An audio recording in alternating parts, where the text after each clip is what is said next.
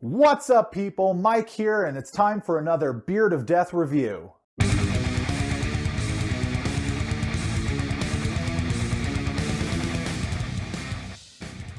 So, Tales from the Borderlands is another interactive story game from Telltale, the same studio that made hits like The Walking Dead and The Wolf Among Us. It follows the same point-and-click story-driven gameplay that Telltale is known for. But they did a great job taking a first-person shooter and making it something completely different. I think Tales from the Borderlands may be the best game Telltale has made so far, and does a great job playing with their old formula in clever and often humorous ways. The game is broken up into 5 episodes, each lasting a little over 2 hours apiece. The first episode starts strong, and it grabbed my attention right away. It does a great job of introducing you to the characters and the world of Borderlands, so even if you've never played a Borderlands game before, you should have no problem diving right into the story. Tell me about the Gortys Project. The first thing I noticed was the endearing art style. Past Telltale games have used a cel-shaded effect to get a hand-drawn feel, so their style was a natural fit for the comic book look of the Borderlands series. In fact, I'd go so far as to say that this is the best-looking Borderlands game yet. Even though the game is running on an old engine from last gen, the art style here looks really good and makes great use of the Borderlands aesthetic. We got a couple Hyperion warmongers, gentlemen. The story follows 2 protagonists, Reese and Fiona, with the game alternating player control between the two. Most of the game plays out like a movie, with the plot moving forward as you watch. Most of the time, you'll get to select your character's dialogue from a handful of choices, and some of those choices will have lasting effects on relationships and the overall story. Other times, the game will give you limited control to move around in a small room, free to explore and click on various objects for closer inspection. When the action heats up, the game will give on-screen button prompts that you have a limited time to match, or else it's game over. The game is honestly pretty easy. In my 11 or so hours with the game, I only died once, and that was because the game did a poor job communicating the timing I needed to press a button under a moving trapdoor. There are some basic puzzles to solve, but nothing coming close to a head-scratcher.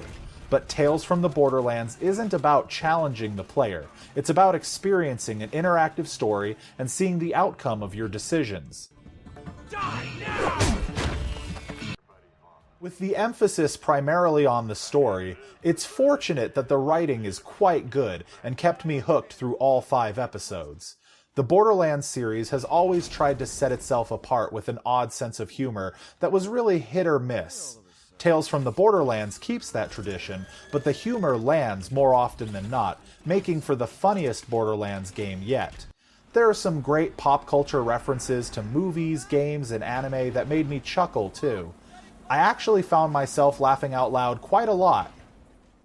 The characters here are also really likable. It's easy to grow attached to them and become emotionally invested in their adventure. This stems from a combination of really strong writing and excellent voice acting. Each character has a distinct personality that really shines. I don't got it! The story is fast-paced and exciting. Even though you have limited control of the action, the game does a great job of putting you in the center of the story. I enjoyed making split-second decisions and watching the consequences unfold before my eyes. The interplay between the characters drives the story forward while keeping you emotionally invested in the outcome. And there are some really heavy decisions to make in Borderlands, some with life or death repercussions. The game has some genuinely gut-wrenching moments as well. Looking back on my time with the game, I'm really impressed with the balance Telltale struck between humorous and serious subject matter, sometimes happening in the same scene. One thing I noticed is that the first episode places a strong emphasis on humor, and as the series moves forward, the humor seems to take a back seat to the drama. Of all 5 episodes, I found the first one to be my favorite, owing to the fact that it's the funniest one. Being that this is Telltale, the game does have its flaws. Most of them stem from the fact that this game is running on an old game engine. For starters, the animations come across as robotic, which works fine for the robots, but not so much for the humans. Also, the audio can sound heavily compressed at times, which was probably to reduce the file size, but it can be harsh on the ears, especially when playing with headphones. The autosave feature doesn't save very often, which led to multiple times where I turned off the game, only to come back to it later and have to replay 20 or 30 minutes all over again. There are also glitches where character dialogue gets cut off. The audio can swing wildly from very quiet to very loud, and in the final episode I was forced to turn on subtitles because one of the robot character's voices was so low and garbled I couldn't understand a word she was saying.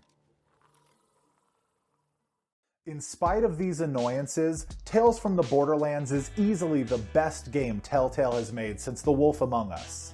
It's a highly enjoyable and genuinely funny game that kept me engaged from start to finish. If you haven't already tried this one, you're really missing out. I highly recommend playing it.